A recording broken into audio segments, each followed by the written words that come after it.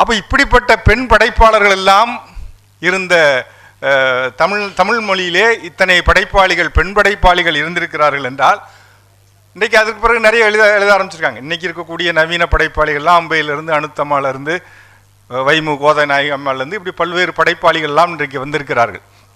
அதெல்லாம் வேறு விஷயம். இதை எதை சொல்ல அப்படின்னு நமக்கு கொஞ்சம் எனக்கு எதிலிருந்து பட்டியலிட தெரியல. தமிழ் வளர்த்த தமிழறிஞர்கள்னா மிகப்பெரிய பட்டியல் இருக்கிறது. கம்பராமாயணத்திலிருந்து ஆரம்பித்தால், சிலப்பதிகாரத்திலிருந்து ஆரம்பித்தால், வள்ளுவனிலிருந்து ஆரம்பித்தால் ஒரு மிகப்பெரிய பட்டியல் வரும். நீங்கள் பாடத்திலே இருக்கக்கூடியவற்றையெல்லாம் சற்றே நீக்கிவிட்டு அதிலும் விதிவிலக்காக 2 பேரை நான் சொல்கிறேன். சீரா புராணம் உங்களுக்கு தெரியும், பாடத்தில் படிச்சிருக்கோம், எல்லாம் தெரியும். உமரு புலவர், அவர் எந்த ஊருன்னு தெரியுமா? எந்த ஊருன்னு தெரியுமா? பேராசிரியர்லாம் சொல்லக்கூடாது, நாகலாபுரம்னு. நாகலாபுரம், எட்டயபுரம் பக்கத்தில் இருக்கக்கூடிய நாகலாபுரத்தை சேர்ந்தவர் உமரு புலவர்.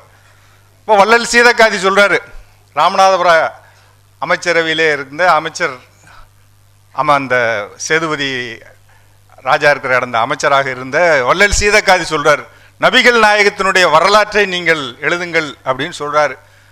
அவர் நாகலாபுரத்துக்காரர். நபிகள் நாயகம் இருக்கிறது அங்கே அரபு மண்ணில்.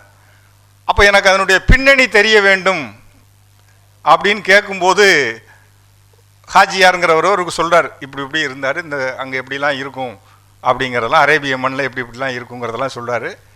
இவர் எழுதும்போது அந்த காப்பியத்தை, சீரா புராணத்தை எழுதும்போது அது முழுவதும் தமிழ்நாட்டு மரங்கள், தமிழ்நாட்டு விலங்குகள், தமிழ்நாட்டு பறவைகள், இங்கே இருக்கக்கூடிய செடி கொடி மரங்களை பற்றி தான் அவர் எழுதுறாரு. காக்காலாம் வரும் அதில். சீரா புராணத்தில் அங்கே இருக்கக்கூடிய பறவைகள் வராது, அங்கே இருக்கக்கூடிய மரங்கள் வராது.